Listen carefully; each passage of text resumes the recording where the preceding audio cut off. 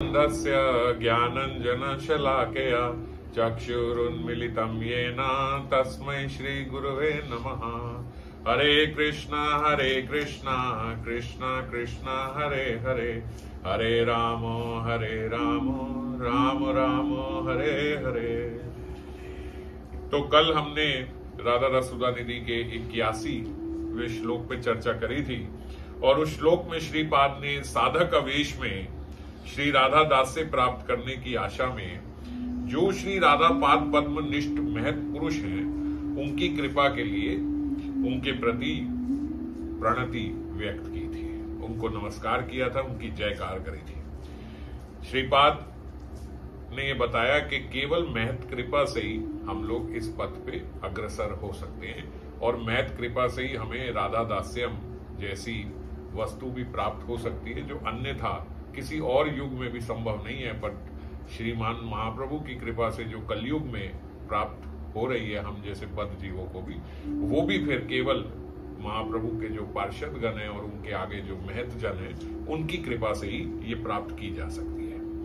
उनकी भजन निष्ठा के विषय में कहा था कि उन्होंने कर्म आदि की आसक्ति भी त्याग दी है। इसके विषय में हमने भागवतम के रेफरेंस से चर्चा करी थी और विधि भक्ति में भी वो लोग जो विधि भक्ति है उसमें अनुराग नहीं रखते। अब ये बात जो उन्होंने करी कि विधि भक्ति में अनुराग नहीं रखते, तो इससे एक गलत अंडरस्टैंडिंग भी बैठ सकती है कि क्या राग मार्गी भक्त जो हैं उनको फिर विधि भक्ति का क्या ज्यादा अपेक्षा नहीं रखनी चाहिए। तो इसलिए श्रीपाद आज इस श्लोक की रचना कर रहे हैं कि साधक को और ठीक से समझ में आए। लिखंति भुज मूल तो ना खलु शंख चक्र आदिकम, विचित्र हरि मंदिरम न रचयंति भाल स्थले, लसत तुलसी मालिकम दधति कंठ पीठे नव, गुरु भजन विक्रमात क ईहते महाबुद्धया। तात्पर्य, जो लोग गुरु भजन के बल पर अथवा राग भजन की गरिमा के कारण गुरु भजन विक्रमात अपने गुरु भजन का उनका जैसे हमारे तो बड़े सिद्ध गुरु हैं ऐसा मान के उन गुरु भजन के बल पे, या फिर हम तो राग मार्गी हैं हमारे लिए ये सब विधि नहीं है, ऐसे राग भजन की गरिमा के कारण जो बाहु मूल पर शंख चक्र आदि मुद्राएं धारण नहीं करते, भुज मूल तो ना खलु शंख चक्र आदिकम, ये धारण नहीं करते और ललाट पर विचित्र हरि मंदिर तिलक नहीं लगाते। श्लोक में बताया विचित्र हरि मंदिरम न रचयंती भाल स्थले, अपने ललाट पे हरि मंदिर तिलक नहीं लगाते। अथवा जो गले में तुलसी माला धारण नहीं करते, लसत तुलसी मालिकम ददती कंठ पीठ नाव। इस लोक में ऐसे महा अबुद्धि लोग कौन है भाई? श्रीपाद बोल रहे हैं ऐसे बेवकूफ, ऐसे अबुद्धि कौन है, उनका परिचय देना दुष्कर है। यही भावार्थ है कि जैसे हम सरकास्टिकली बोलते हैं ना कि कौन कहां से आए हैं ये लोग, कौन है ये जो सोचते हैं कि हम अपने गुरु के भजन के बल पे या अपने राग मार्ग की गरिमा के कारण हम लोग तिलक लगाए ना लगाए चलेगा, कोई बात नहीं, राग मार्गी है, हम लोग कंठी पहले ना पहने कोई बात नहीं, चल जाएगा। या हम लोग जो शंख चक्र मुद्रा आदि बोला उसमें हम लोग जो भगवान के विभिन्न विष्णु नामों से हम लोग भी चिन्ह लगाते हैं, जो तिलक जो द्वादश तिलक करते हैं या जो नाम अंकित करते हैं, ये सब हम ना करें और हम कहें कि कोई बात नहीं, अब ये इतनी विधि निषेध की जरूरत नहीं है। इस प्रकार की भी जो हम भजन के अंग पालन नहीं करते, वो बोल रहे हैं ऐसे अबुद्धि लोग, ऐसे बुद्धू लोग कहाँ मिलते हैं, कौन है ये, क्या समझ रहे हैं ये अपने आप को। तो क्या उन जैसे विशुद्ध राग मार्गी भजनशील वैष्णव महात्मा विधि भक्तों के अंगों का याजन नहीं करते, जिन महत भक्तों की हम लोग पीछे चर्चा कर रहे थे? इस प्रश्न की संभावना को लेकर ही श्रीपाद ने इस श्लोक की अवतारणा की है। गौड़ीय वैष्णवों का भजन विधि संबलित राग मार्ग का भजन है, इस बात को समझना चाहिए। जो गौड़ीय वैष्णव हैं इनका भजन विधि संबलित, विधि भक्ति को साथ में लेके राग मार्ग का भजन है, विधि को मिक्स करके विधि संबलित राग मार्ग भजन है। अर्थात शास्त्र शासन वैधि भक्ति और लोभ मूलक का प्रवर्तक होती है। ये शुरू जो है, जैसे हमने पिछली बार चर्चा करी थी, विधि भक्ति जो है वो शास्त्र शासन से होती है, राग भक्ति जो है वो लोभ मूलक होती है, पर उसमें कई विधि भक्ति के अंग जो हैं वो साथ लेके तो हम चलते हैं, बस वो अब लोभ से हम लोग करते हैं, प्रीतियार्थ करते हैं। रागानुगा के लोभ की उत्पत्ति के समय शास्त्रीय प्रमाण या युक्ति की कोई आवश्यकता नहीं होती जो हम लोभ करते हैं। जैसे इसको और आगे समझते हैं, लोभ के जन्म के समय शास्त्र या युक्ति की अपेक्षा नहीं रहती। समझ गए, किसी के भीतर लोभ उत्पन्न हो रहा है तो उस समय वो शास्त्र की अपेक्षा नहीं करता कि भाई शास्त्र में ये कहा है या इतना बोला है। वो करते करते करते करते, जैसे मान लीजिए अगर शास्त्र आदेश है कि आपको ब्रह्म मुहूर्त में उठना है, ब्रह्म मुहूर्त समझा जाता है जैसे सूर्य उदय के लगभग 60 से 90 मिनट, कई लोग 45 भी बोलते हैं, पर 60 से 90 मिनट पहले सूर्योदय के। तो जैसे अगर मान लीजिए आजकल अरुणोदय और सूर्योदय में भी थोड़ा फर्क होता है 15-20 मिनट का। तो अरुणोदय का समय जैसे आजकल लगभग 6 बजे है, 6 बजे, 6:04, 6:05 ऐसा होता है। तो इसके 90 मिनट पहले 4:30, तो आजकल 4:30 बजे से ब्रह्म मुहूर्त शुरू हो जाता है। उससे पहले निशा काल होता है। तो निशा काल में उठ के जप करने की कोई शास्त्र विधि नहीं है, ब्रह्म मुहूर्त में उठ के जप करने की शास्त्र विधि है। पर लोभ मूलक राग मार्गी जो है वो हम देखते हैं वो 2:30 बजे उठ गए, 3 बजे उठ गए। तो जो ऐसे 2:30-3 बजे उठ गए तो इनके लिए ये बात बोली गई कि लोभ जन्म के समय शास्त्र या युक्ति की अपेक्षा नहीं रहती। ऐसे कोई नाम की फिर कोई ये तो नहीं कि इस समय नाम नहीं ले सकते। तो विधि मार्ग के भक्तों के लिए बताया गया कि आप उसमें उठ सकते हैं, ब्रह्म मुहूर्त में भी उठना चाहिए। लेकिन जब लोभ से अगर प्रीति अर्थ आप नाम ले रहे हो तो फिर कभी भी उठ के 24 घंटे, फिर तो महाप्रभु ने बोला है कि खाइते सोईते जब मर्जी आप नाम लो और लेना चाहिए। तो यह सत्य है, किंतु लोभनीय वस्तु प्राप्त करने के लिए शास्त्र युक्ति की आवश्यकता ही अपेक्षा करनी होती है, आवश्यक ही अपेक्षा करनी होती है। मतलब कि जो लोभनीय वस्तु प्राप्त करनी है, जो हमने साध्य अपना प्राप्त करना है, जो हम साधना कर रहे हैं उससे जो साध्य प्राप्त करना है, उसके लिए शास्त्र युक्ति की अवश्य ही अपेक्षा करनी होती है। उसके लिए हमें शास्त्रों की आवश्यकता है। ऐसे नहीं कि उसके लिए भी शास्त्रों की अवहेलना कर दें और हम सोचें कि हमें भगवत प्राप्ति हो जाएगी। भगवत प्राप्ति के लिए, प्रेम प्राप्ति के लिए शास्त्रों की आवश्यकता है। लोभ के समय कई बार ऐसा होता है कि शास्त्र उक्ति से हम ऊपर नीचे हो जाए। इसको विस्तार में आगे बाबा बड़े अच्छे से बता रहे हैं। वैदिक भक्ति के श्रवण कीर्तन के जो अंग बताए गए हैं उन सभी की उपयोगिता अथवा अपेक्षा रागानुगा भक्ति में भी है, इसमें भी है। श्रवणोत कीर्तन आदिनी वैद भक्ति युक्ति दीतानु यंग अंगनी च तन्यात, मतलब त अन्यात्र, जो वैदिक भक्ति में भी यूज होती है। और ये वाले जो यंग अंग हैं ये च त अन्यात्र, अन्यात्र मतलब जो राग भजन है। विज्ञानी मनीषी भी, जो मनीषी मतलब जो श्रेष्ठ मनुष्य हैं, जो मुनि भी जिनको हम कह सकते हैं, वो ऐसे मुनीषी जो हैं उन्होंने बताया कि वैदिक भक्ति के ये जो श्रवण कीर्तन आदि अंग हैं, ये इनकी उपयोगिता अन्य भाव में भी है, साधना भाव में भी है, विधि भाग में भी है और इसकी राग मार्ग में भी है। दोनों जगह इनकी उपयोगिता है। ऐसे नहीं कि हम पहले तो गिन गिन के इतना नाम करते थे, आप बोले अब गिनने की जरूरत नहीं है, अब ठीक है जितना हो गया अब तो राग मार्ग। नहीं, वो हम लोगों के लिए नहीं है। जो अपना दे गे भूले बैठे हैं, जो हर समय माला कर रहे हैं, जो हर समय मतलब जो 24 घंटे जिनका नाम चल रहा है, वो माला ही पकड़ के सो भी जाते हैं। और हम जैसे क्या है कि माला करने वक्त सो जाते हैं, वो सोते ही नहीं है, सोते समय भी उनके हाथ में माला है। ये भेद है राग मार्गी भजन में और साधन मार्ग वाले भजन में। हम लोग माला करने के समय पे सो जाते हैं, वो राग नहीं है। वो सोने के समय पे भी माला करते हैं, ये राग है। तो भेद है। तो जब तक कोई देगे ना भूल जाए तब तक जो हमारा भजन है, वो साधन के जितने भी अंग हैं वो पालन किए जाएंगे। अब जैसे नाम है, नाम तो हर समय किया जाएगा। श्रवण कीर्तन तो हर, चाहे राग मार्ग हो चाहे साधन मार्ग हो, ये तो बोलते साधन ने क्या, ये तो यही साध्य भी है। नाम ही भगवान है, ये तो साध्य भी है। तो इसी के लिए विधि भक्ति के अंगों में से रागानुगा के अनुकूल अंगों को ग्रहण करना होगा। अब यह जानने की आवश्यकता होती है जब हम ये बोलते हैं कि उनके अनुकूल अंगों को केवल हमें ग्रहण करना होगा, तो फिर यह जानने की जरूरत पड़ती है कि कौन कौन से अंग रागानुगा के अनुकूल है और कौन कौन से प्रतिकूल है। जो विधि मार्ग में है, अब वो कौन कौन से अनुकूल है हमारे राग मार्ग में और कौन कौन से प्रतिकूल है। तो शील विश्वनाथ चक्रवर्ती पाद ने राग वर्त्म चंद्रिका में सभी भजन अंगों को 5 भागों में बांट दिया है।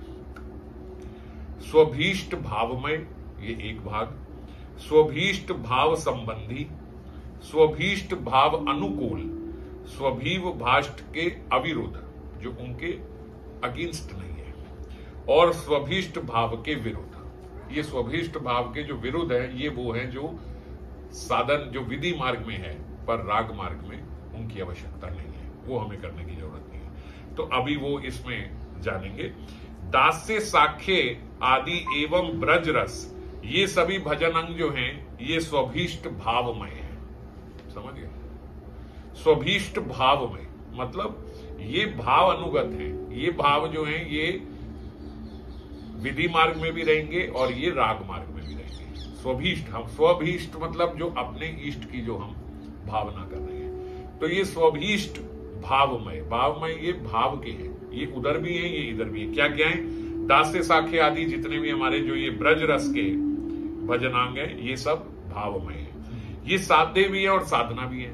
जो ये भाव है, जो ये माधुर्य भाव है, जो ये सखा भाव है, जो ये दास्य भाव है, जैसे मैंने पहले भी बताया था कि माधुर्य भाव में तो सारे भावों का सम्मिलित होते हैं। तो ये सारे भाव है, यही हमारे साध्य है, यही हमें करना है, और यही साधन भी और यही हमारे आगे जाके साध्य भी बनेंगे। गुरुपाद आश्रय, गुरु सेवा, जप, ध्यान करना, अपने भाव के अनुरूप नाम रूप गुण लीला आदि के श्रवण कीर्तन आदि विषयक नवदा भक्ति, एकादशी व्रत करना, कार्तिक आदि में व्रत और नियम सेवा करना, भगवत निवेदित प्रसाद का सेवन, भगवान को भोग लगा के ही पाना, निर्माल्य आदि धारण आदि भजनांग जो हैं ये स्वभीष्ट भाव संबंधी हैं। ये हमारे भाव संबंधी है। वो क्या थे? वो तो भावमय थे, वो तो वही भाव था, और ये भाव के संबंधी है। इन्हीं से भाव का उदय होगा। ये चीजें हम करेंगे तो हमारे भावों का उदय होगा। इनमें से कोई तो साध्य प्रेम का उपादान कारण है, कोई तो सेकेंडरी बनता है। उपादान कारण मतलब ये हेल्प करता है हमारे भाव को ग्रो करने में, और कोई जो है वो तो निमित्त कारण ही है कि उसी से भाव उदय हो रहा है हमारा। अब आते हैं तीसरा, तो तुलसी माला, तिलक, नाम, मुद्रा आदि धारण। अब ये देखो, तिलक और नाम मुद्रा आदि, तो तिलक, नाम, मुद्रा आदि धारण करना, तुलसी सेवन, परिक्रमा, प्रणाम आदि भजनांग जो हैं ये स्वभीष्ट भाव के अनुकूल है। ये फेवरेबल है हमारी भक्ति में। अगेन, जो फेवरेबल है हमारी भक्ति में, जो अनुकूल है, वो हमारी भक्ति को ग्रो करने में हमारी हेल्प करते हैं। तुलसी माला धारण करना, तिलक, नाम, मुद्रा आदि धारण करना, तुलसी की सेवन और तुलसी जी की परिक्रमा करना, और प्रणाम करना। नाम और प्रणाम पे तो हमने पूरी एक चर्चा करी है। ये भाव अनुकूल है।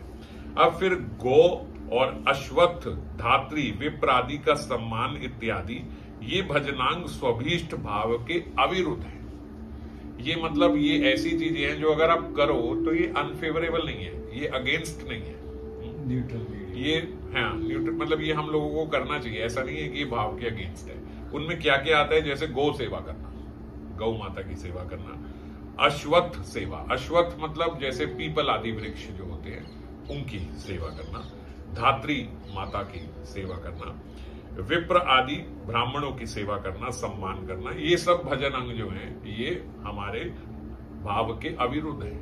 ये अनफेवरेबल, अगेंस्ट नहीं है। तो ये भी एक तरीके से बोलने का एक तरीका है, अविरुद्ध है। थोड़ा कम हेल्प करेंगे मगर हेल्प करेंगे हमारे उसको। जैसे एक तो होता है कि बहुत ही मदद कर रहे हैं हमारी, बिल्कुल मतलब साथ ही चल रहे हैं हमारे भजन के, और एक है ये करने से भी हमारे भजन में वृद्धि ही होगी, ये अगेंस्ट नहीं है। विप्रादि होते हैं जो ब्राह्मण आदि की सेवा करना। वैष्णव सेवा उक्त चारों में गिनी जाती है। ये जितने भी ऊपर के चार हमने फेवरेबल पढ़े, इन चारों में वैष्णव सेवा आती है। वैष्णव सेवा इतनी श्रेष्ठ है, वो भावमय भी है, वो भाव संबंधी भी है, वो भाव के अविरुद्ध भी है और भाव के अनुकूल भी है। अब वैदिक भक्ति में इन सभी भजन अंगों का आचरण करना रागानुगा साधक का कर्तव्य है। और अहंग ग्रहोपासना, न्यास, मुद्रा, द्वारका ध्यान, महिषी ध्यान आदि ये स्वविष्ट भाव के प्रतिकूल है। ये ऐसी चीजें हैं जो रागमार्गी साधकों के लिए परित्यज्य है, ये नहीं करना। इसमें क्या आया, एक तो अहंग ग्रहो उपासना। अहंग ग्रहो उपासना होती है, जैसे कई जीव जो है, कई ऐसे साधक जो है, वो अपने अंगों को ही भगवान मान के, अपने अंगों को ही भगवान का संबंधी भगवान मान के उसकी पूजा करते कि भाई हमारे ऐसी एक अलग प्रकार की उपासना होती है, थोड़ा लंबा होता है। मतलब जैसे हम ब्रह्मास्मि टाइप होते हैं कि वो कहते हैं कि भाई हम ही भगवान का एक स्वरूप है। या फिर जैसे अपने घर की पूजा करना, मतलब जैसे दुकान की पूजा करना, दुकान की आइटमों की पूजा करना। हम कई लोग देखते हैं ना, जिसकी जिस चीज की दुकान होती है वो उसी को धूप बत्ती दिखा रहे हैं, तो वो ऐसे करते हैं, ये करते हैं। ऐसा नहीं। तो जो ऐसे उपासना करते हैं कि भाई हर उस पे ओकेजन पे, चाहे वो दिवाली हो, चाहे वो धनतेरस हो, चाहे विश्वकर्मा डे हो, चाहे कोई भी डे हो, उसमें पूजा भगवान की ही होती है। विधि यही है कि भगवान की पूजा की जाती है। पर अपने ही घर की पूजा करना, अपने ही मकान की, अपनी दुकान की, अपनी फैक्ट्री की, अपने ही प्रोडक्ट्स की पूजा करना, ये सब जो है ये अहंग ग्रह उपासना है। इसकी आवश्यकता नहीं है रागमार्गी भजनों को। न्यास मतलब जो ब्रीदिंग एक्सरसाइज, जो ब्रीदिंग वाली योगा जो है, वो योगा सोचे कि इससे भगवत प्राप्ति हो जाती, नहीं, इससे नहीं होती, ये इसकी आवश्यकता नहीं है। मुद्रा यानी जैसे ऐसे मुद्राओं से भोग लगाया जाता है, ये करा जाता है, ये वैदिक भक्ति में है। हम लोग तो भगवान को प्रीतियार्थ भगवान का आवरण करके बीज मंत्र से भोग लगाते हैं, ये मुद्राओं की उसमें आवश्यकता नहीं होती। तो ये सब द्वारका का ध्यान करना और द्वारका की महिषियों का, वहां की रानियों का ध्यान करना, ये स्वभिष्ट भाव के प्रतिकूल है। केवल यही है जो रागमार्ग के साधकों को ये सब परित्यज्य है। इसलिए अब जैसे श्लोक में बोला गया, तिलक माला धारण, नाम मुद्रा आदि धारण करना राग साधकों के स्वभिष्ट भाव के अनुकूल होने के वजह से ये आवश्यक है। और यहाँ पे जो श्लोक में बात कही गई, लसत तुलसी मालिकाम ददती कंठ पीठे नव, तुलसी माला नहीं पहनते, विचित्र हरि मंदिर ना रचयंती भाल स्थले, वो तिलक रचना नहीं करते, और लिखंती भुज मूल तो ना खलु शंख चक्र आदिकम, अपने यहाँ पे तिलक इत्यादि नहीं करते। ऐसे लोगों को बोला गया कि अबुद्धि है। जो लोग रागमार्गी साधक होने के अभिमान में माला तिलक आदि वैदिक भक्ति के अंगों का परित्याग करते हैं, वे मनीषी नहीं, वे कोई समझदार पुरुष नहीं है, वे कोई मुनि नहीं है, वे दुर्बुद्धि है। उन लोगों की प्रेम सिद्धि, बाबा बोल रहे हैं, अति सुदूर है। अभी इनको प्रेम सिद्धि, प्रेम उपासना प्राप्त नहीं होगी। माला कंठ में धारण करनी ही चाहिए।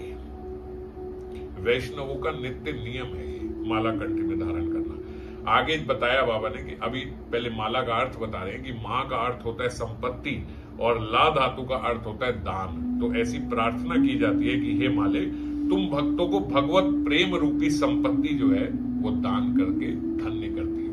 तो तुलसी माला धारण करना तो अनिवार्य है। माला त्याग से अति घोर दोष की बात भी सुनने में आती है, उल्टी बात भी है। अगर आप नहीं धारण कर, ऐसा नहीं है आप धारण कर रहे हो तो कृपा मिल रही है, नहीं कर रहे हो तो चलो ठीक है नॉर्मल, ना करने से दोष लगता है। जो पाप बुद्धि लोग कंठ में तुलसी माला धारण नहीं करते हैं, वे सदा श्री हरि के कोप आनल में दग्ध रहते हैं, भगवान की क्रोध रूपी अग्नि का कारण बनते हैं। जो कंठ में तुलसी माला धारण नहीं करता है और नरक से कभी लौटते नहीं है। इस कहने का तात्पर्य कि बहुत लंबे काल तक वो लोग नरक में रहते हैं जो तुलसी माला धारण नहीं करते।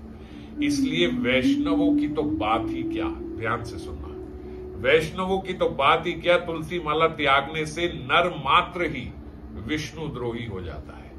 नर मात्र, प्रत्येक जीव को तुलसी माला पहननी चाहिए। ब्राह्मण की संतान सदाचारी हो चाहे दुराचारी, हर अवस्था में हर समय यज्ञोपवीत पहने रहती है, जो जनेऊ पहनते हैं, ये सब पहने रहते हैं। उसी प्रकार नर मात्र के लिए विष्णु प्रीति की कामना से श्रेष्ठ में तुलसी माला धारण करने का नियम है। विष्णु प्रीति की कामना से श्रेष्ठ तुलसी माला पहनने का नियम है, क्योंकि तुलसी माला पहनने से वो वैसे ही विष्णु प्रिय हो जाता है। अजामिल की कथा हम सब जानते हैं कि किस प्रकार उसने अंत में भगवत नाम लिया तो विष्णु लोक आ गए वैकुंठ से। ऐसे ही जिसके गले में कंठी माला रहती है, जिसको तुलसी का स्पर्श हो रहा है, उसको भी कभी यमदूत लेने नहीं आते। कितनी बड़ी गारंटी है कि आपके मरणोपरांत आप नरक में नहीं जा सकते, यमदूत आपको लेने नहीं आएंगे, यमदूत नहीं आ सकते लेने जिसको तुलसी स्पर्श हो रही है। ऐसी कई कई कथाएं हैं कि एक व्यक्ति जो तुलसी धारण नहीं कर रहा था, भगवान में इतनी श्रद्धा भी नहीं रखता था, उसको एक पीछे से बैलगाड़ी ने आई तो बैलगाड़ी ने सींग मारा बैल ने, और वो थोड़ा उछल के साइड होके गिरा। जहां गिरा वहां तुलसी का पौधा था, तो केवल मरते समय, वो गिरते ही मर गया और मरते समय उसे तुलसी का स्पर्श हो रहा था, तो वैकुंठ लोक की प्राप्ति हो गई। कितनी बड़ी बात है ये। और अन्यथा अगर कोई नहीं पहनता है तो वो बोल रहे हैं वो भगवान के कोपानल का अधिकारी है, भगवान के क्रोध का अधिकारी बनता है और नरक जाता है। तो इसीलिए प्रत्येक नर मात्र के लिए अगर कुछ नियम हमसे अभी रह गए हैं कि हम पालन नहीं कर पा रहे, अघोर तो बिल्कुल नहीं करना, एकदम अधम तो नहीं करना है कि आप मांस आदि भक्षण कर रहे हो। तुलसी माला धारण करके अगर कोई कभी कभी किसी अवस्था में प्याज लहसुन का भी कर लेता है, आहार कर लेता है, तब भी उसे तुलसी माला ना उतार के अपने आहार पे ध्यान देना चाहिए कि जो मैं कभी कभी ले रहा हूं मैं ये भी ना लूं। धीरे धीरे धीरे धीरे अपनी आहार शुद्धि की ओर बढ़े, तुलसी माला की ओर ना बढ़े। कई बारी हम कई भक्तों को देखते हैं कि तुलसी माला धारण करी है, लेकिन कहीं देश से बाहर जाना पड़ रहा है, काफी लंबे समय तक है, किसी कारण से अगर उन्हें कहीं प्याज वगैरह इत्यादि खाना पड़ जाता है तो वो लोग तुरंत उससे पहले तुलसी माला उतार देते हैं। तो ऐसा नहीं करना चाहिए, ये पाप है, आप भगवान के क्रोध के अधिकारी बन रहे हो। अगर ऐसा है तो प्रयास ये करें कि हम लोग अपने आहार शुद्धि की ओर बढ़े, तुलसी माला उतारने की प्रेरणा नहीं होनी चाहिए। फिर तिलक की बात करते हैं। ललाट पर श्री हरि मंदिर तिलक धारण करने की भी नित्यता देखने में आती है। भक्त जो है वो हमेशा तिलक लगाए रखते हैं। उर्ध पुंड को हरि मंदिर कहा जाता है। जैसे हम जो ये तिलक लगाते हैं ये जो तिलक है इसको बोलते हैं ये हरि मंदिर बन गया है एक प्रकार से। भक्त मात्र का अवश्य कर्तव्य है कि वो तिलक रचना हमेशा करे। पद्म पुराण में ये बात लिखी है, श्री भगवान ने कहा, हे ब्राह्मण, मेरे भक्त प्रातः और संध्या काल मेरी अर्चना एवं होम आदि के समय मेरी प्रीति के उद्देश्य से और अपने कल्याण के लिए अथवा अपनी रक्षा के लिए, अपनी रक्षार्थ समाहित चित्त से भीतिहर उर्ध पुंड तिलक नित्य धारण करते हैं। ये जो हम तिलक धारण करते हैं, पद्म पुराण में और डिटेल में इसके बारे में बताया है कि किस प्रकार केवल तिलक धारण करने से जीव कितने कितने बीमारियों से, रोग से और कितने अपशगुन लक्षणों से अपनी रक्षा कर लेता है। जैसे हम लोग बहुत सारे अपशगुन देखते हैं ना कि बाएं आंख का फड़कना, अब श्रीमद् भागवतम में लिखा है बाएं आंख का फड़कना, और ये अपशगुन लक्षण है। यहाँ जो अन्यथा अपशगुन लक्षण बताए गए हैं कि स्वप्न में ये दर्शन होना, ये सब करना, ये अपशगुन है। तो ऐसे कई लक्षण बताए गए हैं जो कि भागवतम में है, जिनसे अपशगुन होता है। परंतु जो लोग तिलक धारण करते हैं, जो लोग तुलसी माला धारण करते हैं, वो ऐसे अपशगुन लक्षण जो आने वाले हैं, जिनका संकेत भी मिल रहा है लेकिन वो आते नहीं है। हम देखते हैं कि हमें ऐसे लक्षण का अनुभव तो हुआ पर वो लक्षण हुए नहीं, कुछ ऐसा अपशगुन हुआ नहीं, तो उनसे हमारी जो तुलसी माला और जो तिलक आदि है वो रक्षा करते हैं। कई कई जगहों पे हमारी रक्षा होती है, पर हम लोग क्योंकि जो दिखता है बस उसको मानते हैं, और भगवान प्रीतियार्थ हमें वो देखने ही नहीं देते हैं जो ये करते हैं, तो इसलिए हम लोग उस पे उसकी संभावना भी नहीं करते। जैसे अब हमारे एक भक्त थे, अब ये चीज देखने में आ गई तो हमें पता लगा, वो पीछे कितने लोगों की ऐसे मृत्यु हुई कि मांझा जो है वो गले में लिपट गया, गला कट गया, ये सब हुआ।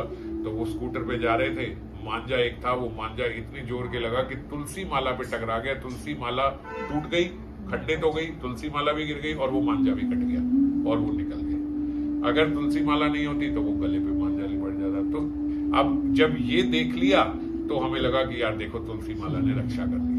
अब जो चीज दिख जाती है उसको हम मान लेते हैं कि हाँ तुलसी माला, और कितनी बीमारियां जो होनी थी जो हमें नहीं हुई उसको हम जानते नहीं है, तो हम इसलिए उसको मानते नहीं है। पर ऐसा नहीं है, ऐसे बहुत से अपशगुन हमारे साथ हो सकते हैं, ऐसी बहुत सी दुर्घटनाएं हमारे साथ हो सकती होंगी, होती होंगी, जो नहीं होने देती हमारी तुलसी माला और हमारा ये जो तिलक है। जो तिलक है वो रक्षार्थ है, तो इसलिए तिलक अवश्य धारण रोज करना चाहिए, सुबह शाम तो करना ही चाहिए। अगर जैसे हमारा पुछ जाता है, जैसे मेरा भी बहुत जल्दी वो पुछ जाता है, अभी 2 घंटे पहले भी मैंने तिलक किया था, तो लेकिन फिर अभी जब मैं कथा लेने से पहले देखा तो वो तिलक काफी सारा पुछ गया था, फिर दोबारा अभी तिलक, जबकि अभी 2 घंटे भी नहीं होंगे, 2 घंटे से भी पहले लगाया था। तो बहुत जल्दी ऐसा होता है कि वो पूछ जाते हैं, तो इसीलिए कम से कम सुबह और शाम 2 बारी तो हम लोग तिलक करें, नहीं तो अन्यथा जब भी अपना मुंह हाथ धोएं, जो भी करें, तो उसके बाद तिलक रचना करनी अवश्य है। फिर मुद्रा धारण की बात कही। मुद्रा धारण की नित्यता के संबंध में लिखा हुआ है कि बहुयुगल के मूल में, यहाँ ऊपर कंधे की ओर मूल में शंख चक्र आदि चिन्ह अंकित कर नित्य कृष्ण की अर्चना करें, अन्यथा वे फलवती नहीं होती। हम भगवान की अर्चना कर रहे हैं और हमने ये सब नहीं करा हुआ, तो हमारी वो विफल हो जाएगी, वो सेवा मानी नहीं जाएगी, वो अर्चना मानी नहीं जाएगी। वैष्णव विष्णु पाद चिन्ह अथवा नाम अक्षर आदि की मुद्राएं धारण किया करते हैं। हम लोग यहाँ तो विष्णुपाद या फिर जो नाम मुद्राएं आदि है उसको धारण करते हैं। नाम मुद्राओं में जैसे हम लोग अपने यहाँ पे राधा नाम अंकित करते हैं, तो वो भी मुद्रा, क्योंकि शंख चक्र आदि विष्णु के जो भक्त हैं वो शंख चक्र आदि करते हैं, पर कृष्ण के पास तो शंख चक्र आदि है नहीं, और हम तो ब्रज के गोपाल, ब्रज के ब्रजेंद्र नंदन कृष्ण गोविंद के उपासक हैं, तो वो तो शंख चक्र आदि ये सब नहीं रखते।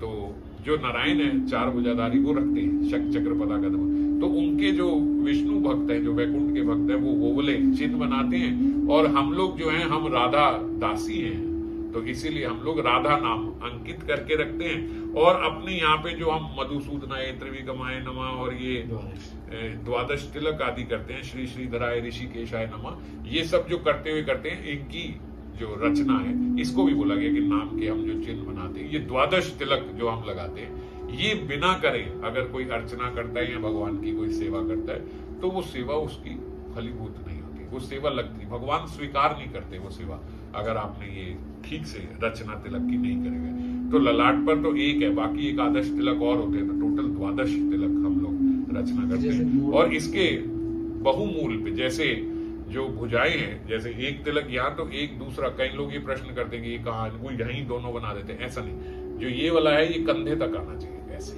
जो ये तिलक बनाएंगे ये बाजू जहां शुरू हो रही है वहां से कंधे तक ये तिलक जाता है, और ये ललाट वाला जो है ऊपर जहां तक आपके बाल शुरू होते हैं, और अगर किसी के बाल ना हो तो ऊपर तक, यहाँ तक तब भी माथे के ललाट के ऊपर तक लगाना चाहिए। तो जिनके कंठ में तुलसी माला रहती है, बहुमूल में ये चिन्ह वर्तमान है, ललाट देश पर ऊर्ध्वपुंड शोभायमान है, वैष्णव शीघ्र ही भुवन पवित्र करते हैं। ऐसे वैष्णव जो हैं वो शीघ्र ही जहां वो है वहां पवित्र है, और वो जहां जाएंगे वो उसको भी पवित्र करेंगे, जिस स्थान पर जाएंगे स्थान को भी पवित्र करेंगे। बहुत से लोग सोचते हैं कि तिलक माला आदि ये केवल वैष्णवों के चिन्ह मात्र है, अध्यात्म साधना के साथ इनका कोई संबंध नहीं। जैसे वो क्या कहते हैं कि ये तो जनरल टर्म्स में कि ये तो उन्हें गौड़िया वैष्णव तो नाम भी नहीं पता, तो वो लोग क्या बोलते हैं, ये तो इस्कॉन वाले हैं, ये तो गौड़िया मठ वाले हैं। ये जान के इन्होंने अपने एक सेक्ट का ना एक साइन बनाया हुआ कि जी दूर से पता लग जाए। और कहीं तो भक्त भी उनसे पूछे कि कोई पूछता है तिलक क्यों लगाते, तो वो भी यही उत्तर देते हैं, दूर से पता लगना चाहिए जी वैष्णव आ गया। नहीं, ये केवल इसलिए नहीं है, ये केवल इसलिए नहीं है कि हमने एक लाल रंग का बैंड पहन लिया जी तो पता लगा हम इस टीम के हैं ना, ये किसी सेक्ट को रिप्रेजेंट नहीं करता है। तो इसीलिए यहाँ पे ये बात बोली गई कि तिलक माला आदि वैष्णव के चिन्ह मात्र हैं, कि हमें बस जी पता लग जाए दूर से ये वैष्णव है, इसलिए हम कंठी माला पहनते हैं। ये पता लग जाए जी हमारी और ये हमारे कृष्ण के उपासक है तो पता लगे, इसलिए नहीं पहन रहे हैं हम ये, किसी को दिखाने के लिए नहीं कि हम इस सेक्ट को बिलोंग करते हैं, हम गौड़िया वैष्णव है जी इसलिए हम लोग ये पहनते हैं, इसलिए नहीं है।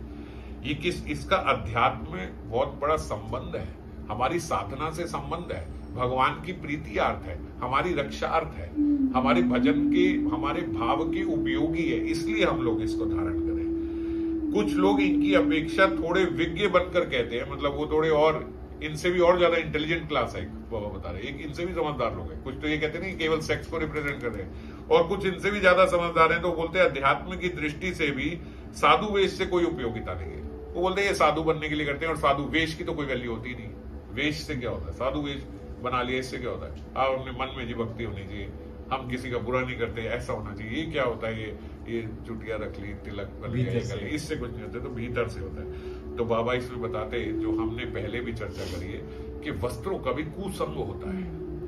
जैसे कोई हैट कोट पैंट पहनकर चेयर पर बैठे तो उसके भीतर स्वाभाविकता एक बॉस पना आ जाता है, एक अभिमान आ जाता है। जो ऐसे एकदम टाई शाई, आप ऐसे नॉर्मल चल रहे हो और आप टाई लगा के कोट पैंट पहन के, आपके चलने का हाव डाव बदल जाएगा, आपके देखने का हाव डाव बदल जाएगा। साधारण व्यक्ति, वही साधारण व्यक्ति पैंट शर्ट में होता है, उसको कोई बुलाए वो ऐसे देखता है, कोट पैंट वाला व्यक्ति थोड़ा ऐसे करके देखता है। आप थोड़ी ऊंची गाड़ी में बैठ जाओ, बड़ी गाड़ी में बैठ जाओ, आपको सब कीड़े मकोड़े लगते हैं। ये सब एक कैसे गाड़ी चलाते, छोटी गाड़ी वाले, ये बाइक वाले कैसे गाड़ी चलाते हैं, एकदम अभिमान बन जाता है जैसे जिस जीव रहता है। तो इसीलिए हमारे भीतर ये वस्त्रों का कुसंग भी हो जाता है, और वो बोलते हैं कि नहीं जी नहीं, कुछ नहीं, ये तो वेशभूषा से बहुत कुछ होता है। वेशभूषा भी सहयोग करता है हमारे भाव में। और ऐसे ही अगर हम धोती कुर्ता पहने हुए हैं, कुर्ता पजामा पहने हुए हैं, ऐसे ही पहन के जाते हैं तो सादगी रहती है, व्यवहार में भी सादगी रहती है। धोती कुर्ता पहने हुए व्यक्ति, वही व्यक्ति कोट पैंट पहने और वही व्यक्ति को अगले दिन धोती कुर्ता पहनना, तो उनकी जुबान में देखना कितनी विनम्रता आ जाएगी जब वो धोती कुर्ता पहनेगा। तो आप खुद अनुभव करना, ये अपने साथ अनुभव करना कि जब हम पैंट शर्ट में होते हैं तो हमारी बोली कैसे होती है, और जब हम धोती कुर्ते में होते हैं तो हमारी बोली कैसे। तो कौन बुलवा रहा है आपसे? ये आपका वेश बुलवा रहा है आपको। ये विनम्रता किसकी है? ये वेश की है, ये गुरु प्रदत्त वेश की है, जो हमने ये जो वेश बदल लिया इसकी है। तो सात्विक भाव उत्पन्न होता है इससे भी, किंतु हाय इनमें से कोई नहीं जानता कि ये बातें वैष्णव साधना के अपरिहार्य अंग हैं। ये साधना के भी अंग हैं, जो हम जिसको हटा नहीं सकते हैं। ये हटाने वाले अंग नहीं है, ये जरूरी अंग है हमारी साधना के, और भगवत प्रसन्नता के भी हेतु है। अब हम लोग कथा में भी देखते हैं, जो कई जन आते हैं तो उनको, जैसे माताएं आती हैं तो माताओं को हम लोग देखते हैं कि बाल एकदम खुले हुए, सारे बाल खुले हुए। ये बैठने का तरीका ही नहीं है।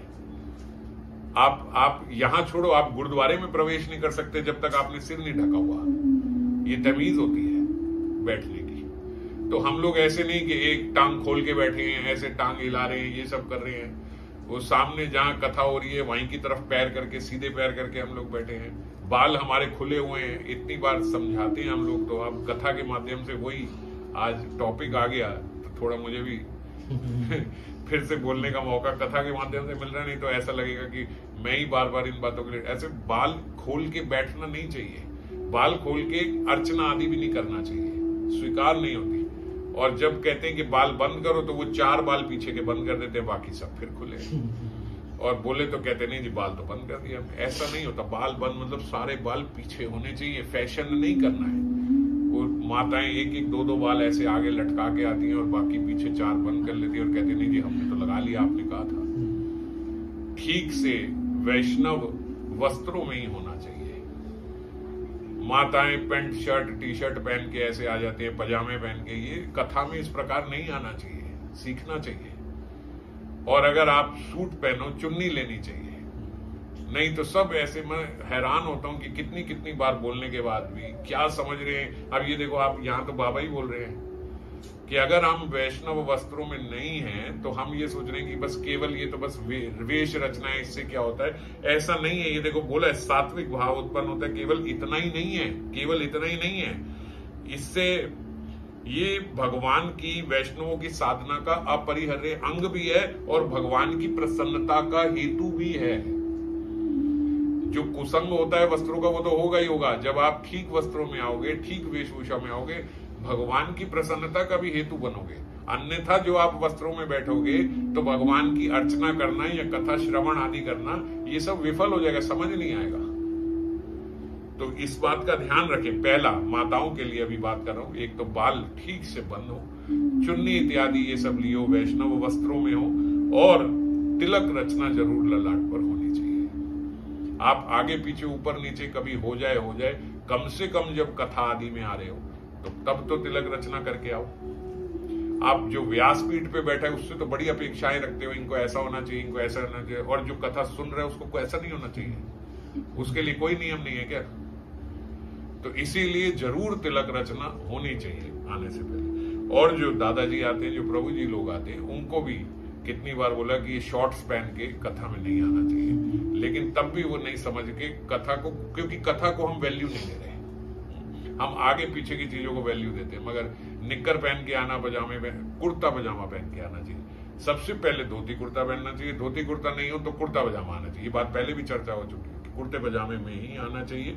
और ललाट पर तिलक रचना अनिवार्य है उनके लिए भी। तिलक रचना तो चाहे माता हो चाहे प्रभु जी हो, सबको, दादा लोगों, सबको तिलक रचना जरूर, कम से कम कथा में आने से पहले ध्यान देके। मैं भी ध्यान देता हूं। तिलक रचना तो सुबह करी है, तिलक रचना तो शाम को भी करी है, मैंने जैसे बताया अभी 2 घंटा पहले भी करी है। लेकिन तब भी जब कथा के लिए बैठे तो उससे पहले ध्यान देके कि भाई तिलक रचना करनी है, तो तिलक रचना होनी चाहिए सबकी। और वैष्णव वस्त्रों में ही होना चाहिए जब भी कथा में आए, कहीं भी आए। कहीं ऑफिस इत्यादि से आए, कभी लेट हो रहे हैं, कुछ हो रहे हैं, तो ठीक है, तब भी पैंट शर्ट पहन लिया, पर निक्कर पहन के आने का तो बिल्कुल कोई छूट नहीं है, ये तो नहीं पहनना चाहिए। क्योंकि ये भगवान की प्रसन्नता का एक आंतरिक हेतु है। आप इस बात को समझो, और कोई बात समझ आए ना आए, ये तो आए कि भगवान की प्रसन्नता किससे होती है। वो कार्य तो करें कि इससे भगवान प्रसन्न होते हैं। हमारे श्रवण करने मात्र से, और हमारे श्रवण करने के लिए क्या वेशभूषा है, अगर इससे भगवान प्रसन्न हो जाते हैं तो फिर हम क्यों नहीं करेंगे भगवान की प्रसन्नता हेतु है। तो आध्यात्मिक साधना की दृष्टि से इन वस्तुओं का सविशेष प्रयोजनीयता है। आध्यात्मिक दृष्टि से बहुत विशेष है ये बातें। जैसे ब्राह्मण जो है वो ब्राह्मण तेज धारण करके ही ब्राह्मण देव की उपासना करता है, वैसे ही वैष्णव जन भी माला तिलक आदि वैष्णव तेज धारण करके ही विष्णु आराधना करते हैं, अन्यथा नहीं करनी चाहिए। और जैसे, इस बात को अब फिर देखना, जैसे नाम के बल पे अपराध करना, नाम के बल पे हम लोग पाप आचरण की प्रवृत्ति रखें तो वो घोर अपराध होता है, नाम अपराध में आया वो, नाम के बल पे अपराध करना। वैसे ही अपने आप को राग मार्गी साधक का अभिमान रखना और इस अभिमान को लेकर ये तिलक आदि ना करना, धारण ना करना, ऐसे वस्त्रों में आना, ये अपराध है। इस बात को समझो। नाम के बल पे भी अपराध कर देना, कोई बात नहीं। नाम के बल पे अपराध मतलब अगर हम कुछ कर भी रहे हैं, जानबूझ के हम पाप कार्य कर रहे हैं और हम सोचते कोई बात नहीं, तो नाम की इतनी महिमा है, हम नाम कर तो रहे हैं, नाम से खत्म हो जाएगा ये, और ये सोच के जान के वो पाप कार्यों में प्रवृत्त हो जाते हैं, तो वो बोलते हैं ये घोर अपराध बनता है, ये नाम अपराध बनता है। इसको बोलते हैं नाम के बल पे अपराध करना। अब हम लोग कहें कि अरे कोई बात नहीं, राग मार्ग में कोई फर्क नहीं पड़ता, निक्कर पहनी, पजामा पहना, ये सब पहना, चलो हम कथा में बैठे, करा नहीं करा कोई फर्क नहीं पड़ता, तो बोलते ये भी अपराध बन जाता है, ये भी अपराध बन जाता है। ये किसका अपराध है? राग मार्ग होने का अभिमान, इसका अपराध है। तो वैष्णव चिन्ह स्वाभीष्ट भाव की परिपुष्टि करते हैं, हमारे भाव की भी परिपुष्टि करते हैं ये जो वैष्णव चिन्ह है। भक्ति देवी भी ऐसे साधक के प्रति प्रसन्न नहीं होगी जो इन सब की धारणा नहीं करेगा। फल स्वरूप इन साधकों को भक्ति का फल लाभ भी सुदूर पराहत होता है।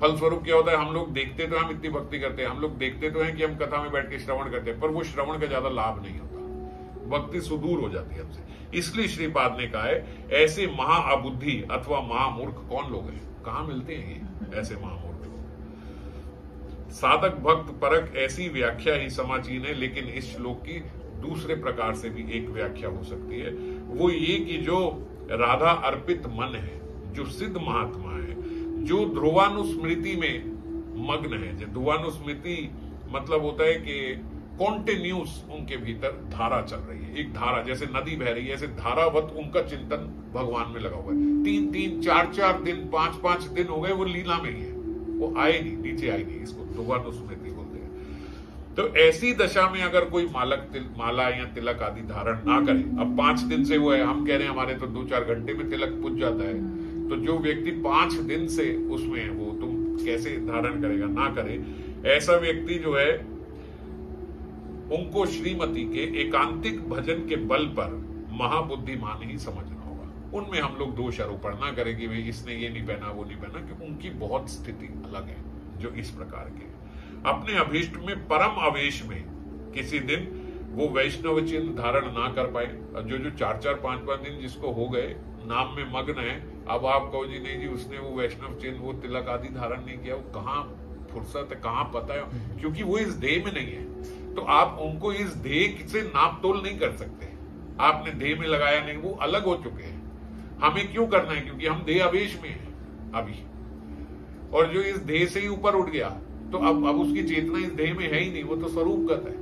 तो जो स्वरूप में अपने स्थित हो गया, स्वरूप स्थित है, उसके लिए फिर ये अनिवार्य नहीं। तो उनके लिए ये दोष नहीं लगता। उनको देख के, ऐसे संत महात्माओं को देख के आप ऐसे देख के ना जाओ इन्होंने तो तिलक ही नहीं किया, जो ये तो अभी तो भक्ति सुदूर है इनसे, ऐसा नहीं सोचना चाहिए। और अपने लिए ऐसा नहीं सोचना चाहिए कि हमारी भी फिर ऐसी गति है, क्योंकि हमारी ऐसी स्थिति अभी नहीं है। इसके लिए यदि कोई इनके प्रति अपने मन में अवज्ञा का भाव रखता है तो उल्टे ही वो भी फिर वैष्णव अपराध करेगा, जो ऐसे संतों के प्रति ऐसा भाव रखेगा। जैसे उदाहरण में बाबा ने कहा कि सिद्ध श्री किशोरदास बाबा जी महाराज थे, तो उनको कभी को लोग देखते थे कि उन्होंने तुलसी माला भी कंठ में धारण की हुई है, हाथ में तुलसी माला भी है, और जब संख्या से भी वो कर रहे हैं, लेकिन कभी कभी देखते थे तो कंठ में माला भी नहीं है। आवेश हो गया ना, एकदम से आवेश हो जाता है तो जीव पागल सा हो जाता है, कहीं भाग रहा है, कहीं कुछ कर रहा है, कंठित हो गई, कहीं कृष्ण दिख गए, जोर के भागे, कंठी माला खंडित हो गई, उस समय माला नहीं रही हाथ में, तो वो उसी विरह में, क्या कृष्ण नहीं थे, किशोरी जी नहीं थी क्या यहाँ, इस विरह में मूर्छित हो गए। 2-2, 4-4 दिन मूर्छित है इस देह से, और लीला में भी प्रवेश हो जाता है कि भाई वो लीला में प्रविष्ट है, अभी हमेशा के लिए नहीं, मृत्यु नहीं हो गई, मगर उस लीला में ध्रुवानुस्मृति मतलब उस लीला में प्रविष्ट हो गए। अब जो ये प्रार्थना कर रहे हैं श्रीपाद, ऐसा थोड़े है ना कि एक दिन बुक लिखने बैठे थे और 1 महीने बाद उन्होंने ये सारे श्लोक लिख दिए थे। न जाने कितने वर्ष लगे हो, न जाने एक श्लोक लिखने के बाद किस अवस्था में चले गए हो, और 3-3, 4-4 दिन के बाद उस अवस्था से लौटे हो। तो ऐसे ही जो वो किशोरदास बाबा जी थे, कभी देखते थे कि सब है, और कभी देखते थे कि तुलसी माला के स्थान पर कोई छिन्न वस्त्रों की गांठों वाली ऐसी वो पकड़ी हुई और उसी को माला समझ के करे जा रहे। तो वो अवस्था और है। उस अवस्था में हम लोगों को उनको इस देह के उससे नहीं आंकना चाहिए, पर हम लोगों के लिए ये अति अनिवार्य है। यह बात सहज ही समझ में आती है कि साधक यदि जानबूझकर इन बातों का पालन नहीं करता तो उसको घोर अपराध लगेगा। तो इसलिए हम इससे बचें, और जो आज हमने चर्चा करी है वो चीजों का ध्यान रखते हुए हम लोग ठीक से साधना करें। ऐसा ना हो कि इन छोटी छोटी बातों से हमसे अपराध बने और हम सब करते हुए भी भजन से सुदूर हो जाए। तो आज के श्लोक में यही प्रार्थना है, कल फिर आगे चर्चा करेंगे। जय राम।